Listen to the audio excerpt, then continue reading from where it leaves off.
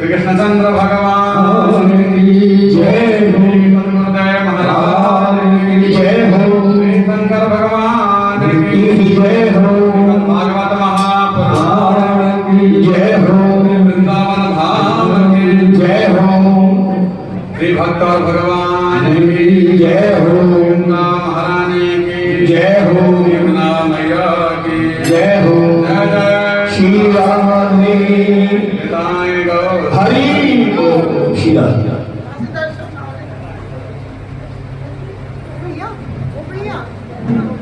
पूर्ण परात्पर परम परमात्मा आनंद कंद श्री कृष्णचंद्र भगवान की मंगलमयी कृपामयी और आनंददायिनी श्रीमद् भागवत महापुराण तो हम प्रभु की ही विशेष अनुकंपा से जो वैष्णवों का परम धन है, जो सत्संग भगवत प्राप्ति का मार्ग है, जो सत्संग भगवत कृपा से ही सुलभता से प्राप्त होता है और जो सत्संग भगवत भक्तों की और भगवान की कृपा से ही यथासाध्य होता है, ऐसा श्रीमद् भागवत महापुराण हम लोग भगवान की कृपा से श्रवण कर रहे हैं। आज सप्तम दिवस विश्राम दिवस है। भागवत कभी भी समाप्त नहीं होती। क्या होती है? रामचरितमानस में गोस्वामी जी ने कहा कायो परम विश्राम, विश्राम। वाल्मीकि रामायण में यही बात है, विश्राम स्थान में कवि बरबस शांत राम विश्राम होती है, जहां पर हमारा भी श्रम दूर हो जाता है, हमें भी विश्राम मिल जाता है, हमें आराम मिल जाता है। लेकिन वास्तव में आराम यही है कि कथा सुनते रहे। कथा का ना सुनने से ही बल्कि आराम नहीं है। भक्त तो वे हैं जिनके लिए नींद की तरह होता है। एक तो वे हैं किम बहुना भगवान की कृपा से कथा मिल गई, बहुत बढ़िया। लेकिन गृह कारज नाना जंजाला, घर के काम धाम, कर्तव्य, जिम्मेदारियां, पद, उन सब का विचार करते हुए हम लोग निकल नहीं पाते, आ नहीं पाते। वही बड़े बड़े पहाड़ों के समान हमारा रास्ता रोक देते हैं। फिर कदाचित भाव बना भी तो कुछ जंगली जानवर, हिंसक जीव जंतु भी रहते हैं जंगल में। मानो कुछ लोग हमें विघ्न बन जाते हैं, कहाँ जा रहे हैं, वही लोग से काम, तुम्हारा तो यही काम है, तो ये काम पहले जरूरी है, पहले वो काम जरूरी है। कोई किट्टी पार्टी बता देगा, कोई कुछ और बता देगा, कुछ और काम क्या जाता है। सबकी चीजें जो है उस वक्त आ जाएंगे कि ये समय तो उसका है। तो इन सब जंजालों से जैसे तैसे निकल कर चले। वो भी चलने में भी अगर कोई संग साथ नहीं मिला तब जरूर के, क्योंकि संतों का साथ नहीं मिला। क्योंकि जो संग में ले जाने वाला है वो तो संत ही है, जो भगवान का मार्ग दिखा दे, भागवत का रास्ता दिखा दे, कोई अच्छे स्थान तक पहुंचा दे, मंदिर पहुंचा दे, कोई धर्म कर्म में पहुंचा दे।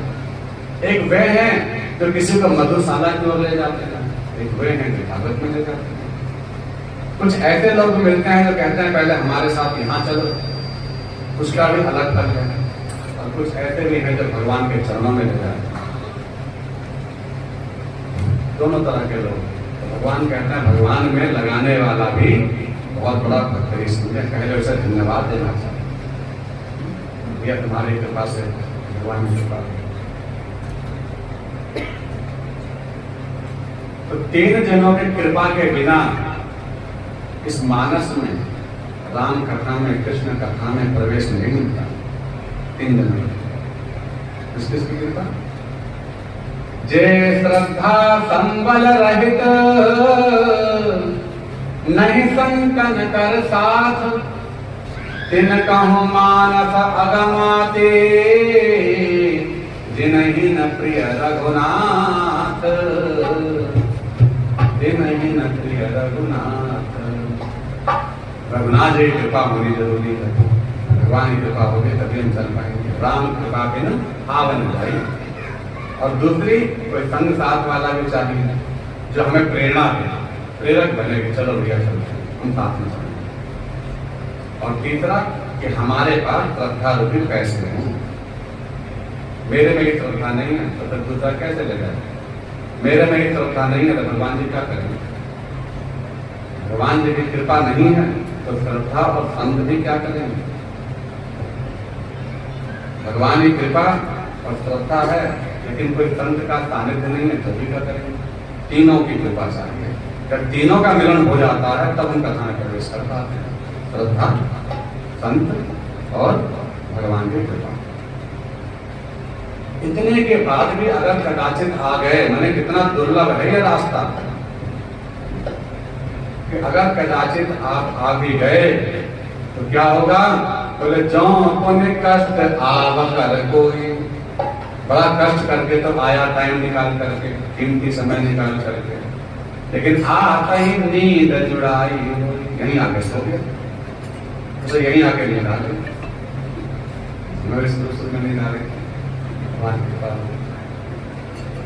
क्या आराम मिला? तो आराम यही मिलता। नींद कथा में ही ज्यादा बढ़िया आती है,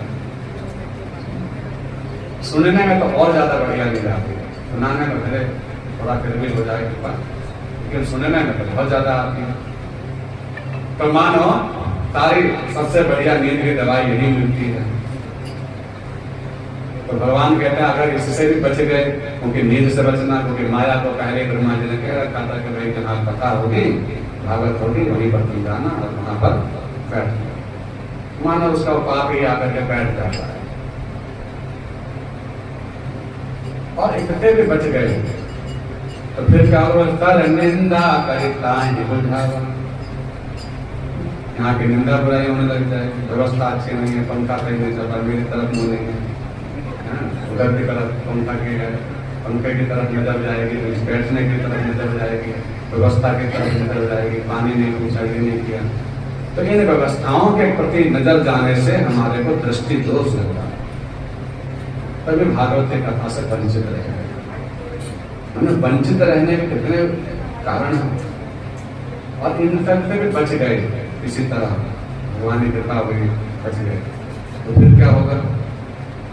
बोले हो सकता है दूसरा न बचने दे, कोई संग साथ में लगा हो, बैठा हो, वो अपनी इधर उधर की चर्चा करने लग जाए, तुम कहाँ से आए, कैसे आए, क्यों आए, मैंने कथा में बातचीत होने लग जाए, कथा में व्यवहार की चर्चा हो जाए, संसार की चर्चा हो जाए।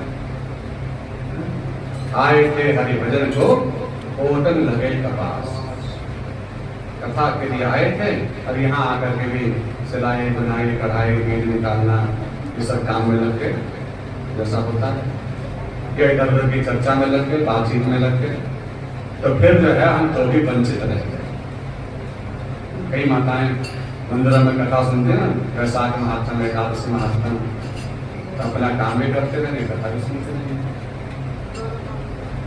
तो वहां सुनाने का भी भाव वही रहता है, तो हो सकता है पंडित जी भी समझाते नहीं है, बस सीधे सीधे पढ़ देते हैं, उन लोगों को लगता है कान में पड़ जाए, ठीक है, कान में पड़ गई कथा तो हो गई कथा, लेकिन वस्तुतः कथा कान में पड़ने की अच्छी बात है, हवा चल गई तब भी अच्छी बात है, लेकिन अनुभवात्मक अनुभव नहीं हुआ, साफ समझ में नहीं आया, भाव नहीं बना, हमारे हृदय में उसके प्रति लगाव नहीं हुआ।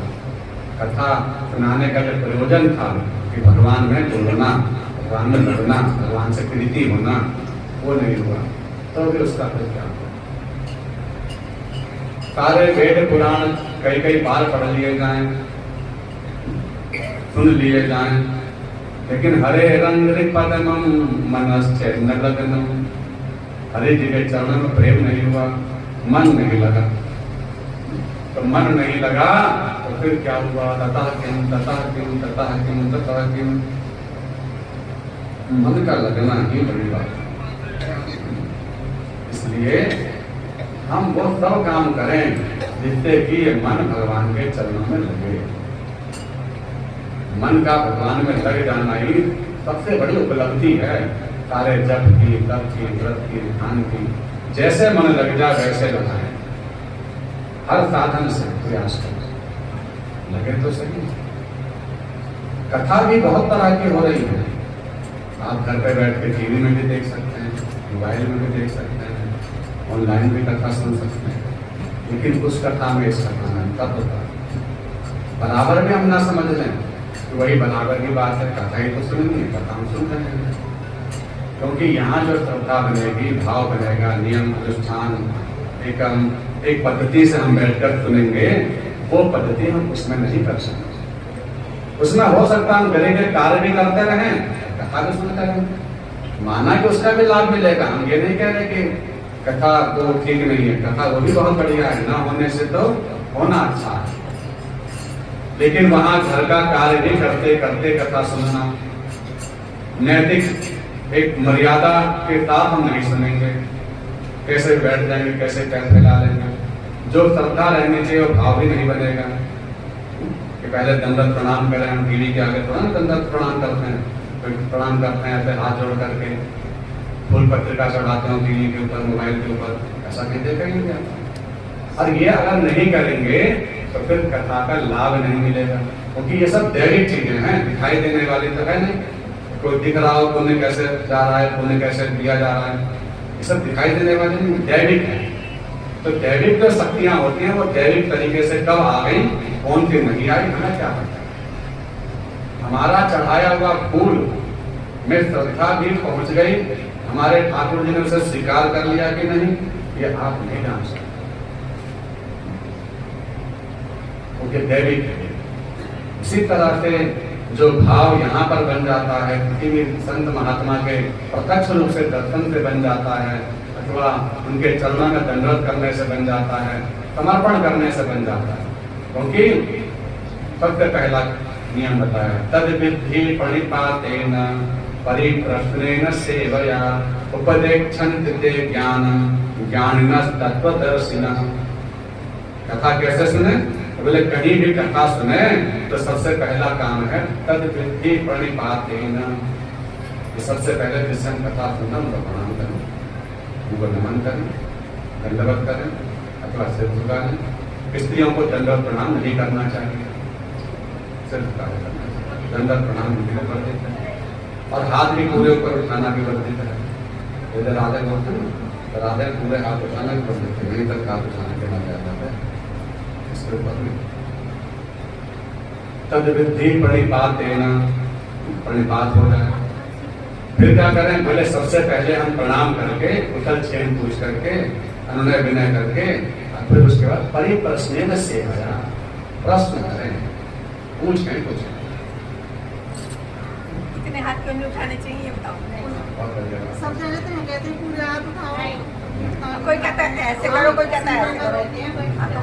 कहते हैं हाँ, ऐसे और ऐसे का तो भाव है, क्योंकि गायत्री जो जब करते हैं ना तो 24 मुद्राएं आती हैं उसमें, तो अनेक प्रकार के समूतम संकुटम विततम विस्तृतम, तो विततम विस्तृतम वाली मुद्रा भी है। लेकिन कुल मिला के समर्पण करने वाला स्त्री की जो लज्जा है, मान मर्यादा है, उस कारण से ये वाली बात बताई गई कि देखो यही भाव भगवान ने जब चीर हरण किया था, वस्त्रों की चोरी की थी, तो वहां पर वस्त्रों की चोरी करके भगवान ने यही दर्शाया कि भाई नग्न होकर स्नान नहीं करना चाहिए नदियों में, है ना, ऐसा करना चाहिए। तो पूर्ण समर्पण करने के भाव से उन्हें लाए बाहर, तो फिर पूर्ण समर्पण के भाव से लाए तो भगवान ने तभी वाली बात उपदेश में बताई कि हाथ का पूरा उठाना पुरुषों के लिए तो पूर्ण समर्पण है, पूर्ण दंडवत है, लेकिन स्त्री के लिए तो बस मस्तक पर प्रणाम करने से ही प्रसन्नता हो जाती है। और पूरा हाथ हटाने से आप पूरा दंडवत करने की मुद्रा में किया जाता है। और जब दंडवत लगाते हैं तो हाथ आगे रखा जाता है, उसकी मर्यादा है कि 8 जगह से प्रणाम किया जाए, जिसे कहते हैं अष्टांग प्रणाम। 8 चीजें धरती से लगी हुई है, पुरुषा शिरसा तथा दौर्भ्याम माने दोनों हाथ से, दौर्भ्याम पदाभ्याम जानुभ्याम पुरुषा शिरसा तथा चक्षुर्भ्याम हृदयंगस्ते साष्टांग प्रणाम क्रियते। सब तरह की 8 चीजों से, 8 चीजें शरीर का भूमि से स्पर्श कर, पर ये पुरुषों के लिए 3 चीजों का संस्पर्श धरती माता झेल नहीं पाती। स्त्रियों का संस्पर्श, हृदय का छाती का लगना, संघ का जमीन पर रखना। संघ अगर हम जमीन पर रखते हैं तो दोष लगता है, संघ भी ऊपर होना चाहिए। और बिना आसन के ब्राह्मणों का बैठना है, किसी का भी बिना आसन के बैठने से भी पृथ्वी सह नहीं पाती, फिर वो श्राप होती है। ये तीनों चीजें दोष देती हैं। आसन नहीं बैठना चाहिए, किसी भी चीज का आसन, इनके एक आसन ले लो, कुछ भी नहीं मिलेगा। एक गुस्सा भी रख लेना नीचे तो भी ना होने से होना ठीक है। 2 घास का भी एक हाथ रख लिया हमने तिनका नीचे बैठने के मुद्रा में, आसन हो गया। क्योंकि दुर्वा का आसन होता है, उषा का आसन होता है, लेकिन बिना आसन के नहीं बैठे। तो परिप्रश्नेन सेवया, फिर क्या करें? बोले गुरु जी के चरणों में दंडवत करके उनसे प्रश्न करें। कैसा प्रश्न करें बताओ? पहले दिन बताया था ना, कौन सा प्रश्न करना चाहिए?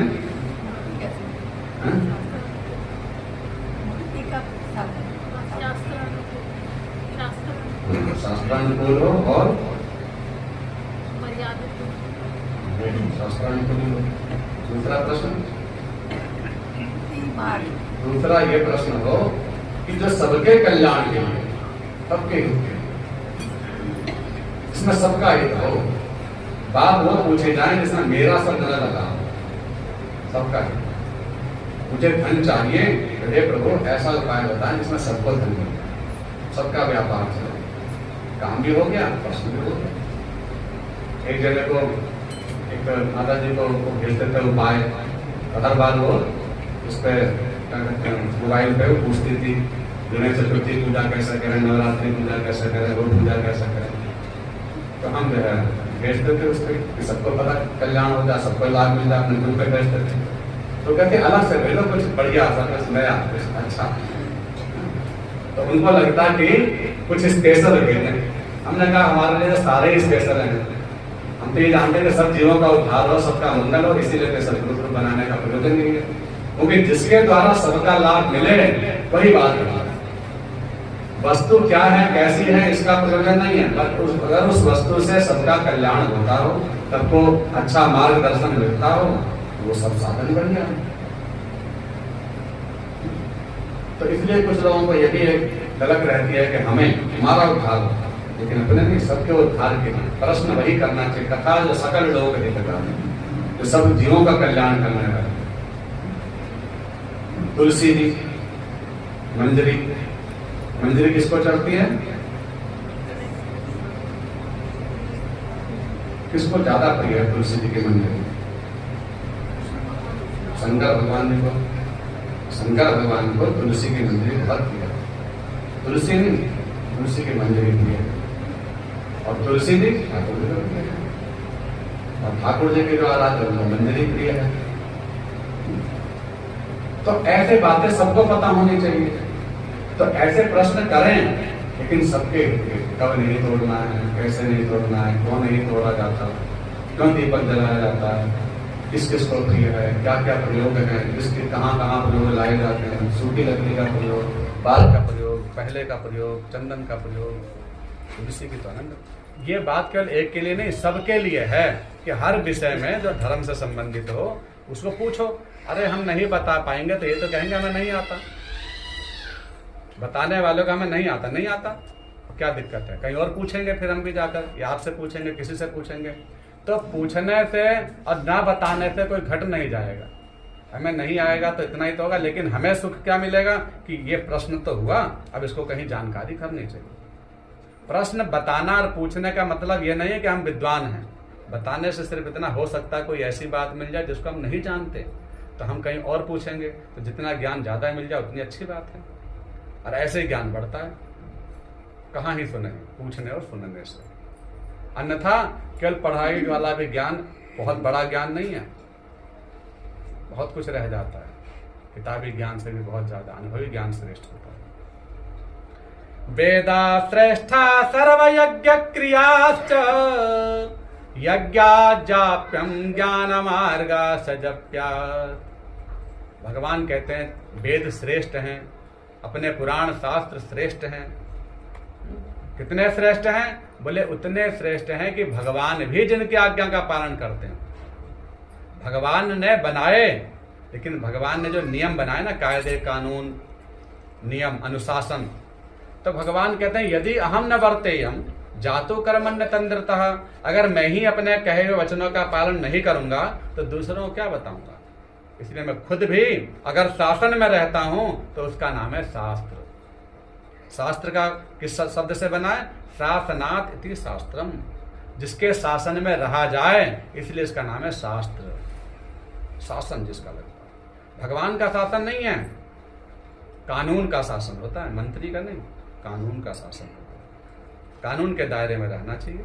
तो कानून हमारा क्या है? हमारा सनातन धर्म, हमारे वैदिक पद्धति, हमारे धर्म शास्त्र, भागवत शास्त्र, ये हमारा एक कानून व्यवस्था है जिसके अनुसार हमें अपने जीवनचर्या को चलाने का पता चल रहा है। क्या सही है, क्या गलत, कहते रहना चाहिए। अगर कोई पूछे कि एक शब्द में बताओ कि धर्म क्या है, हम क्या बताएं? धर्म का सार बताओ थोड़े शब्दों में कि क्या धर्म है। धर्म क्या है? कर्तव्य ही धर्म। और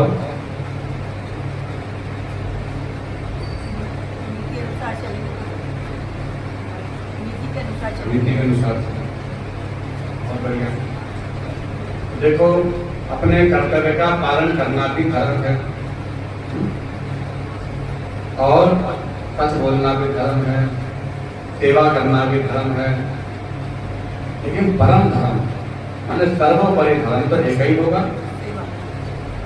सर्वोपरि धर्म, सर्वोपरि एक ही शब्द में होगा। और उसके अगर हम रामचरितमानस में भी कहें तो गोसाई जी ने अलग अलग जगहों पर सबको परम धर्म कहा है। परम धर्म मतलब सबसे बड़ा धर्म, क्योंकि सबसे बड़ा धर्म एक ही होता है, लेकिन नाम अलग अलग दिए और सबको ये बताया कि परम धर्म। जैसे कि परहित सरिस धर्म नहीं भाए, पर पीड़ा सम नहीं आजमाए। परहित सरिस माने श्रेष्ठ, इससे बढ़ जाए। परहितता से बढ़कर, दूसरों का भला करने से बढ़कर दूसरा कोई धर्म नहीं, धर्म नहीं भाई, इससे बढ़कर कोई दूसरा धर्म नहीं है। तो अगर इससे बढ़कर कोई दूसरा धर्म नहीं है तो फिर गोसाई जी ने दूसरी तरफ लिखा,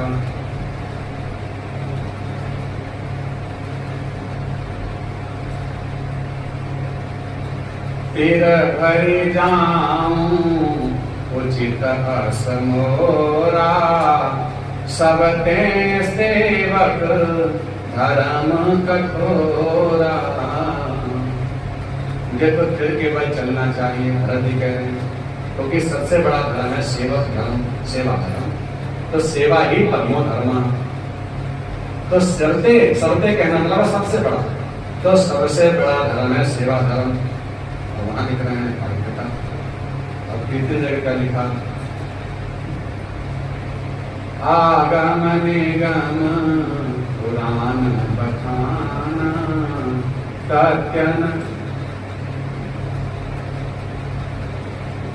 सत्य से बढ़कर कोई दूसरा धर्म नहीं है। तो ऐसे ही चलता है, सत्य धर्म न दूसर सत्य समझ, धर्म न दूसर सत्य समान, आगम निगम पुराण बखाना। आगम निगम पुराण यही कहते हैं, यह सत्य से बढ़कर कोई दूसरा धर्म नहीं। तो सत्य को भी परम धर्म कहा। फिर एक जगह कह रहे हैं तो कि किसी की आज्ञा का पालन करना, अपने से गुरुदेव का, बड़ों का आज्ञा का पालन करना ही परम धर्म। फिर घर आया तो करहूं तुम्हारा, परम धर्म यह नाथ हमारा। परम धर्म है आज्ञा पालन, ये सब परम धर्म बताए। तो परम धर्म तो एक ही होना चाहिए, पर अलग अलग क्यों? सत्य, परिहितता, सेवा, आज्ञा पालन।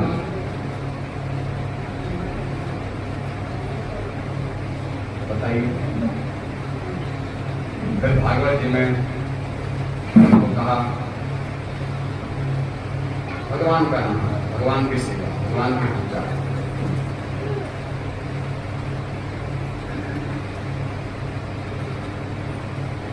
परो धर्म, सबसे बड़ा धर्म यही है, तव नामान कीर्तनम, भगवान का नाम संकीर्तन।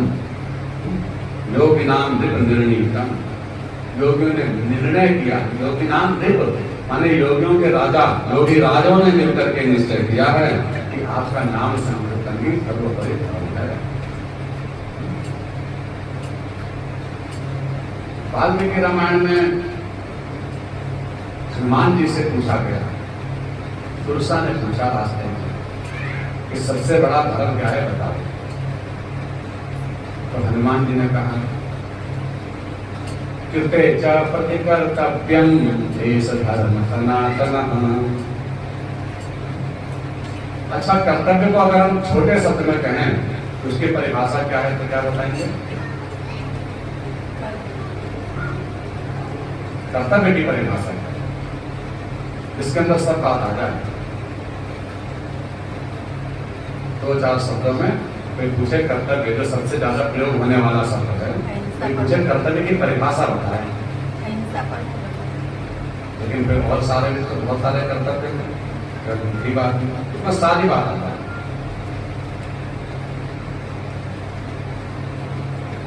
सुनो, हनुमान जी ने बताई बात, कृत्य च प्रतिकर्तव्य। कर्तव्य की परिभाषा है जिसने हमारे प्रति कुछ भी उपकार किया है उसके प्रत्युपकार में हम जो भी कुछ करते हैं उसे कर्तव्य कहते हैं। ठीक? जिसने हमारे प्रति कुछ भी उपकार किया है, कुछ दिया है, जैसे कि किसी ने 10 रुपया दिया, किसी ने कुछ पैसा दिया, तो जब पैसा दिया तो उसके प्रति हमें देना ही पड़ेगा पैसा। तो हम क्या कहेंगे, भाई दान बाद में करना, पहले तो इसका पैसा देना ही कर्तव्य है। ठीक? या माता पिता की हम सेवा कर रहे हैं तो क्या है, उनकी पहले माता पिता ने तुम्हारी कर्तव्य। बाहर के व्यक्ति कोई आया है जिससे तुम जानते भी नहीं हो और तुम उसे पानी पिला रहे हो, वो क्या है, कर्तव्य नहीं है वो क्या है, पुण्य। भाई आप पंडित जी को दान पुण्य कर रहे हो तो ये क्या है, पुण्य है। आप मंदिर जा रहे हो, तीर्थ जा रहे हो, इतने लोगों की सेवा कर रहे हो तो क्या कर रहे हो, बोले पुण्य कर रहे हैं। आपका परिवार बहुत बड़ा है, 10, 20, 50 लोग घर नहीं है। लोग ने कहा अरे भाई कहाँ भंडारा करें, यहाँ तो 50 जगह घर के ही हैं, यही भंडारा कर देता हूँ, घर वालों को खिलाता हूँ। तो क्या है, वो पुण्य है। उसे क्या बोलेंगे, कर्तव्य है वो। तो क्या अंतर हुआ दोनों में, मतलब अंतर क्या है, जिनसे हमारा कोई रिश्ता नहीं है उनका करा तो वो पुण्य है, और जिनसे हमारा रिश्ता है कोई सा भी हो उनके लिए करा तो वो कर्तव्य है। कर्तव्य है क्योंकि उन्होंने पहले किया है, वहाँ लेन देन चल रहा है, वो उनका खा रहे हैं, उनको खिला रहे हैं। भाई पति पत्नी को खिलाए, कहे पुण्य कमा रही, पत्नी कहे पति को खिला रहा हूँ, पुण्य कमा रहे हो, ऐसा थोड़ा होता है, क्योंकि दोनों एक दूसरे को खिला रहे हैं। ऐसे ही परिवार में, रिश्तेदारी में दोनों एक दूसरे को लेन देन चलता रहता है, आदान प्रदान। तो वो सब क्या है, बोले वो कर्तव्य निभाया जा रहा है। भाई कभी आ रहा है कभी जा रहा है, लेकिन बाहर वाले के साथ ही नहीं है। तो जहां पर केवल दिया जाए, देने की भावना न रखी जाए, ये नहीं कि हम उसको देकर कहेंगे भाई तुम मुझे ये दे दो, जिसको बस दिया जाए, इसकी सेवा की जाए, भूल जाए, तो वो मिले चाहे ना मिले, दोबारा आए ना आए, वो है पुण्य। लेकिन अगर आपने किसी से कुछ दे करके भी कुछ कामना रख ली, कुछ सेवा ले ली, अच्छा भैया अभी तो पंडित जी को खिलाया पिलाया, निमंत्रण में भोजन कराया, फिर का अच्छा ऐसा है, अब जब उधर तो जाइए आप चंडी मंदिर, हमारे सब्जी देते हैं, उधर से तो आ रहे सब्जी देते हैं। अच्छा उधर से आ रहे तो हमारे पैसे दे देना, उधर से जा रहे हो तो हमारा ये काम कर देना, उससे मिल जाना, उससे ये कर देना, कुछ काम बता दिया उसे, तो क्या हुआ, बराबर हो गया, फिर दान भी पुण्य नहीं है, सेवा के बदले में उसे खिलाया पिलाया। 4 प्रकार के दान हैं, अभिगम्योत्तमं दानम, अभिगम्योत्तमम, किसी को घर बैठे बैठाए चुपचाप बिना बताए जाकर कुछ वस्तु दे दें, ये सबसे श्रेष्ठ पहले नंबर का दान होता है। और आहूतम जय मध्यमम, और फिर अपने घर पे बुलाया, और अपने घर बुला करके फिर खिलाया, तो ये कौन सा हुआ, बोले मध्यम दान हो गया, क्योंकि वहां से वहां तक चल गया। और अधमम याचमानाय, और कुछ मांगने पर दिया, तो फिर जो है अधम हो गया, तीसरे नंबर का निकृष्ट हो गया। और सेवा दानम तो निष्फलम, और कुछ सेवा लेकर के फिर किया, फिर निष्फल हो गया। दान भी कही बोलो कृष्ण भगवान की, उनका तैयार हो गए, भाग गई। तो भगवान जो है श्री कृष्ण भगवान ने काल्यवन से भागते हुए बचते हुए और द्वारकापुरी का निर्माण किया, अद्भुत द्वारिका का निर्माण किया, स्वर्ण महल से भरी हुई। लगभग 44 कोस है या 12 कोस है, ऐसे ही है, इतने लंबी चौड़ी वो द्वारकापुरी सब तीर्थमयी क्षेत्रमयी हो गई। और प्रभास क्षेत्र में, उसका प्राचीन नाम है प्रभास क्षेत्र। प्रभास क्षेत्र में ही सोमनाथ जी भी आ जाते हैं, प्रभास क्षेत्र में सब आ जाता है। तो ऐसी दिव्य नगरी का निर्माण किया, जो साक्षात मानो बैकुंठ ही उतर ही आया है, क्योंकि तब के तब भगवान नारायण के तुल्य ही थे, सब भगवान की वैष्णवी सेना ही थी। और भगवान ने उसमें कुछ समय तक वहां रहे, अनेक प्रकार के असुरों का विनाश किया। भौमासुर के यहाँ गए, वहां उसको मारा, वहां से 16,000 जो कन्याएं थी जिनका हरण करके वो जगह जगह से राजाओं की पत्नियों को लाए थे, तो उन 16,000 को मुक्त किया। सबने कहा कि अपन कहाँ जाएंगे, अबला हैं, हमारे कौन आश्रय देगा, हम तो कारागार में थी, बंदी बनाया है इसमें, और ऐसे को बंधन से मुक्त होने के पश्चात कोई स्वीकार नहीं करेगा। भगवान को उन्होंने वर्ण किया। भगवान ने अपने इतने ही रूप लेकर 16,100 रूप लेकर के सबका एक साथ पानी ग्रहण किया। भगवान की सामर्थ्य है। तो भगवान ने ऐसा पानी ग्रहण कर लिया। उस लीला को देखने के लिए जब नारद जी आए कि देखें तो सही भगवान एक होते हुए 16,100 के साथ कैसे लीला करते हैं। भगवान नारद जी आए, नारद जी ने देखा एक एक समय में, तो अंदर ध्यान होना जानते हैं, एक एक समय देखा तो भगवान ने सबके पास कृष्ण पाए। कहीं संध्या वंदन करते हुए, कहीं क्रीड़ा पास करते हुए, कहीं स्नान दान करते हुए, कहीं गोदान करते हुए, कहीं पूजा अर्चना करते हुए। तो ये जान लिया और ये कहा भी कि भैया गृहस्थियों को चाहिए कि भगवान की लीलाओं का अनुकरण ना करें, उनके वचनों का अनुकरण करें, लीलाओं का नहीं, क्योंकि वो संभव नहीं है, हमारी सामर्थ्य नहीं। जो आजकल के लोग जो हैं कृष्ण भगवान के ऊपर आक्षेप करके कहते हैं हमको 2 रख लेते हैं, 3 रख लेते हैं, ऐसा कर लेते हैं, वैसा कर, तो उनकी उन लीलाओं का तो अनुकरण कर लेते हैं, लेकिन भगवान की सर्व सामर्थ्यता के जो है और भी जो उन्होंने काम किए उसका अनुकरण नहीं करते। अपना तो सबका करो। अब ऐसे ही जैसे कि लोग ये जो झांकी माकी निकालते हैं ना शंकर भगवान की रास लीला की, ये बहुत गलत होता है। भगवान के ऐसे दृश्य को देखना, फिल्मी गाने के ऊपर डांस करना, ये सब जो है जो हम लोग शादी विवाह में भी ये काम करवा दे रहे कहीं कहीं, तो इस सबसे भगवान का अपमान हो रहा है। घोर अपराधों की श्रेणी में है ये, तो पाप नहीं है, अपराध है। जो जानबूझ कर किएगा उसे क्या कहते हैं? अपराध। और जो गलती से हो जाए उसे क्या कहते हैं? पाप। पाप में और अपराध में अंतर है। पाप उसे कहते हैं जो अनजाने में हो जाए। एकादशी महात्म करने से सारे जन्मों के पाप नष्ट हो जाएंगे, लिखा है ना, तो पाप नष्ट हो जाएंगे। पाप नष्ट मतलब जो अनजाने में हो गए। अपराध नहीं लिखा है कि अपराध नष्ट हो जाएंगे, तो अपराध नष्ट नहीं होंगे, ये बात हमको विचार कर लेना चाहिए कि भैया अपराध से तो बचो। और हम लोग सब जानते हैं गलत अपराध से तो दृश्य झांकी का नहीं होना चाहिए, फिल्मी गाने के ऊपर भक्स नृत्य नहीं होने चाहिए। शंकर भगवान को नचा रहे हैं, वो भांग राजा पीते हुए ऐसे ऐसे दृश्य भी लोग ले जाते हैं। पहली बार तो और भजन भी ऐसे बन गए, भजन भी ऐसे लोगों ने ऐसे उल्टे सीधे भजन गलत गलत बना दिए उसमें, तो वो भी अपराधी हैं और जिनको सुना है वो भी अपराधी हैं। बोले कौन के अपराधी हैं? तो एकादशी महात्म तो सबने सुना ही होगा। तो एकादशी महात्म में आता ना प्रसंग कि इंद्र की सभा में गंधर्व थे ललिता और उल्टा सीधा गान करने लगे, गलत गान करने लगे। तो गलत गान करने का फल क्या हुआ? पहले पिशाच होने का श्राप दे दिया। तो गलत गान करने का तो कहने का तात्पर्य है कि अगर हम भगवान की लीलाओं के साथ छेड़छाड़ करेंगे, उनके दृश्य का जो लीला हमारे लिए पूजनीय है और उन पूजनीय स्वरूपों का ही ऐसे अनादर करेंगे, तो फिर हमारी बड़ी गति होगी। पाखंडी हरिपद रूप जाने झूठ न साहस, कलप कलप भरी नरकनी पर बड़े बड़े कल्पों तक वो दौड़ाती नरकों की यातना हो।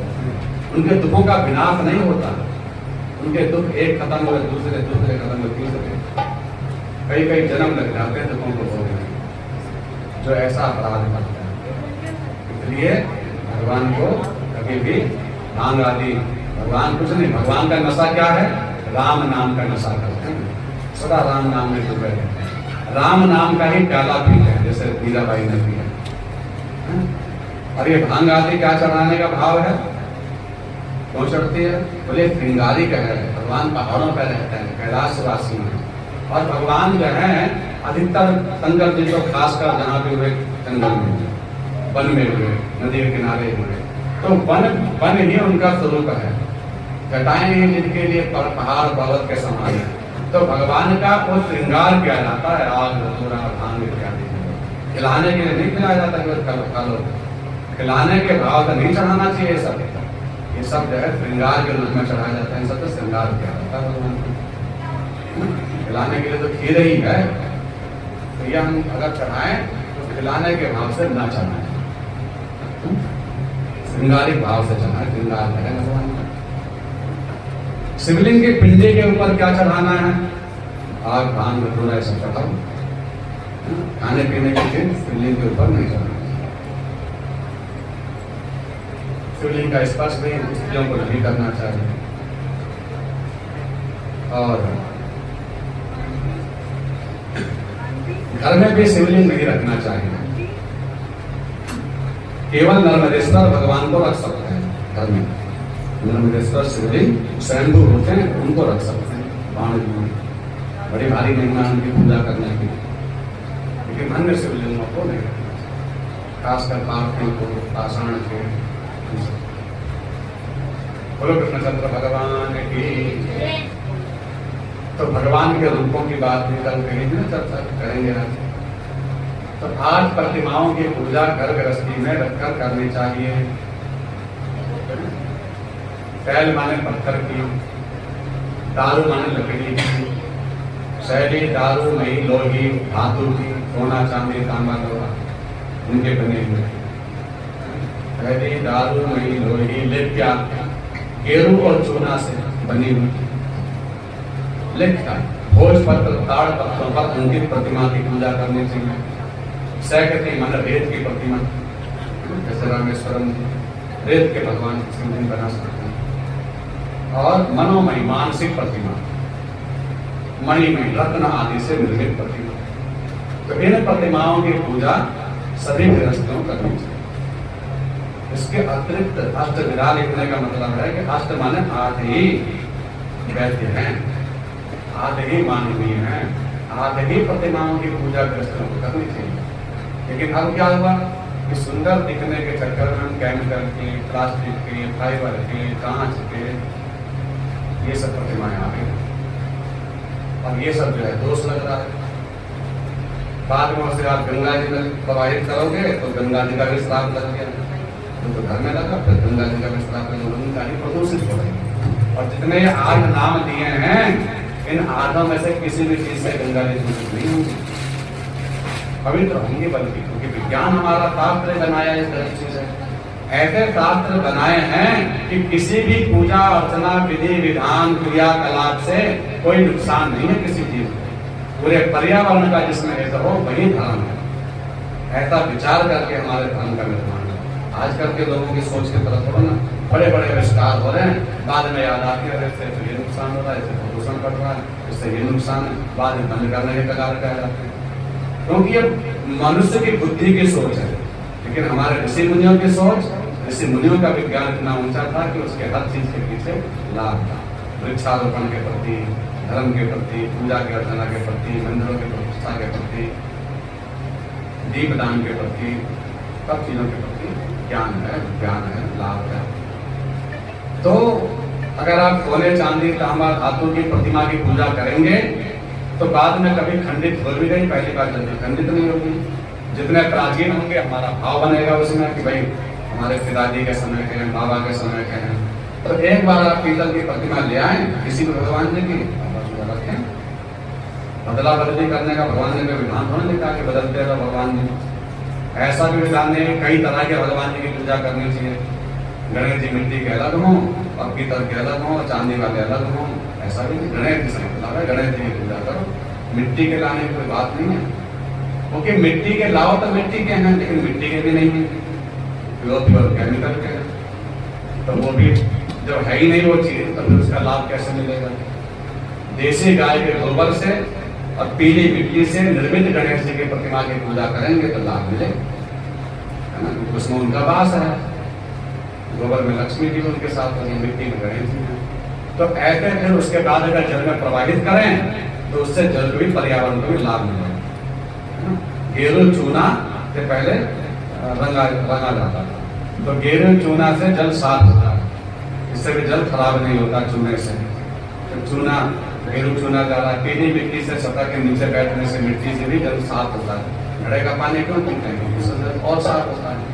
तो इसलिए घड़ा क्या होता है? मिट्टी से। तो मिट्टी से भी जल को कोई नुकसान नहीं है, गोबर से भी नुकसान नहीं है।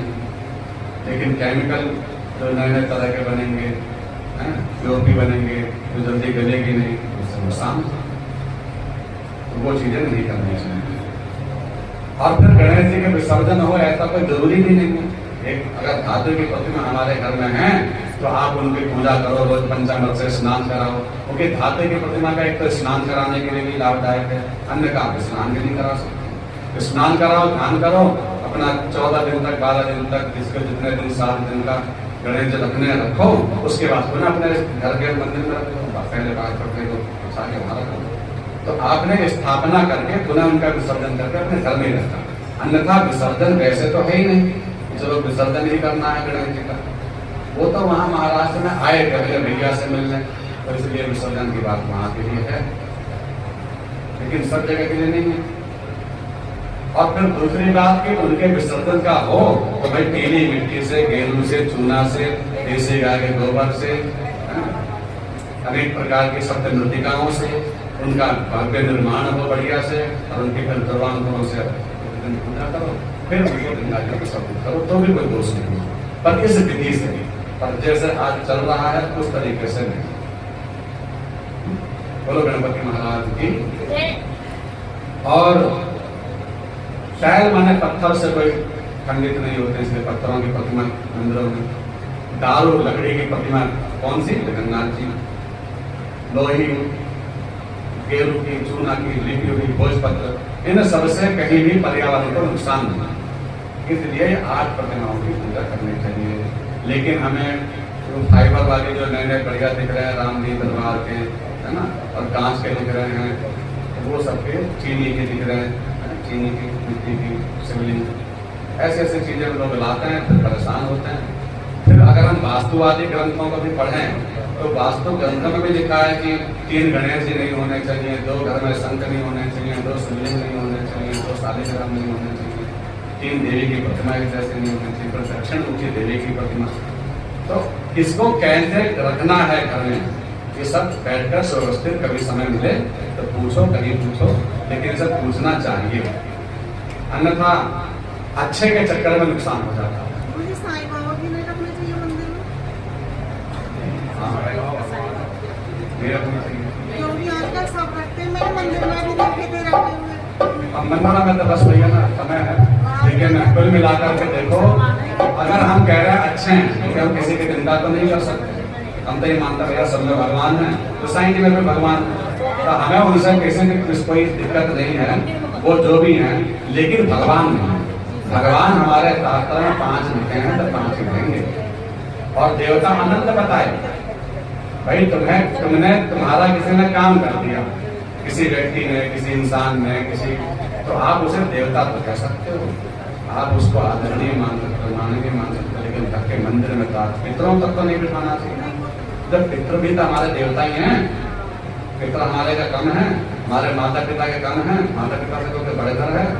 तो जब माता पिता की प्रतिमाओं को भी लिखा है कि मंदिर के आले में नहीं, मंदिर से बाहर पूजा करो, उनकी कोई दिक्कत नहीं है।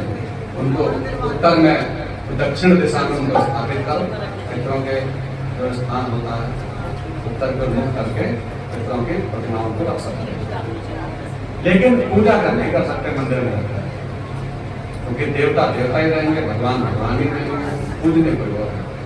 तो इसलिए आप घर में, अब दूसरी बात जब ये बात घर में कितनी प्रतिमाएं हैं, बोले ज्यादा मत रखो, ज्यादा प्रतिमाएं मत रखो, छोटा परिवार सुखी परिवार, थोड़ा रहेंगे तो साफ सफाई होगी बढ़िया से, और जितना ज्यादा रहेंगे तो उसमें भाई टाइम नहीं मिलेगा, नहीं फिर कोई साफ सफाई होगी नहीं, दिन भूलेंगे कि कब दिन आएगा, संडे का कभी कोई दिन आएगा छुट्टी का, तब करेंगे, इसलिए थोड़े रख लो।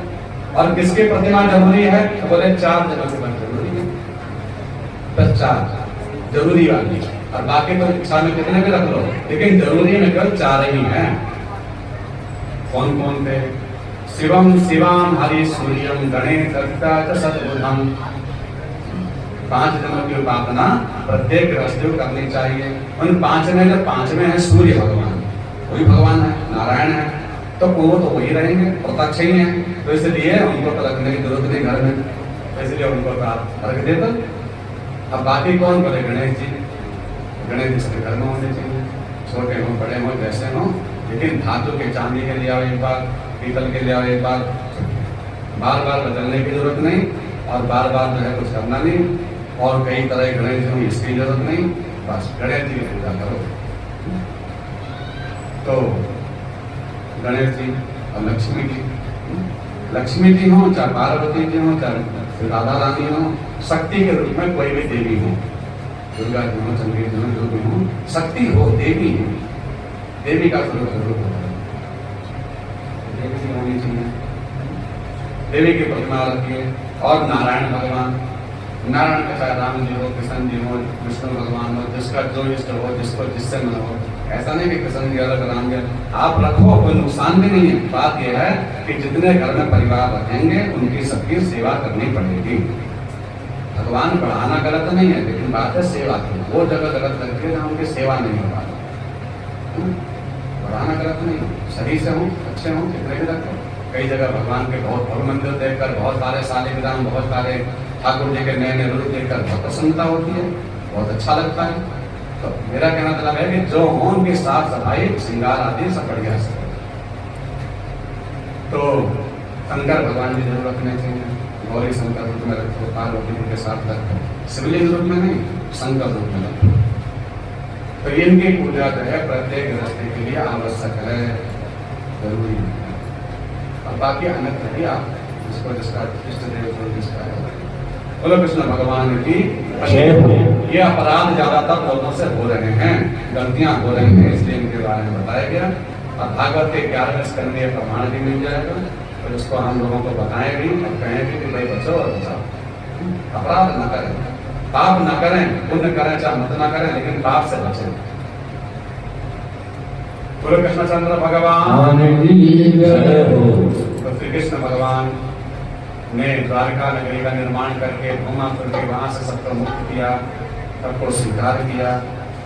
उसके पश्चात में श्री रुक्मिणी जी का साथ विवाह हुआ और 8 विवाह भगवान के मुख्य 8 पटरानियां हुई। जामवती जी हुई, लक्ष्मण जी हुई, भद्रा हुई, नंदिनी जी हुई, सत्या हुई, जामवती जी, जामवती जी की पुत्री हुई, जिनकी लीला को विस्तार से सुनेंगे। समय कितना उसी हिसाब से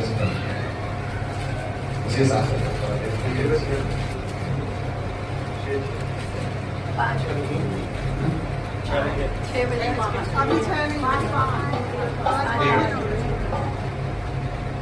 तो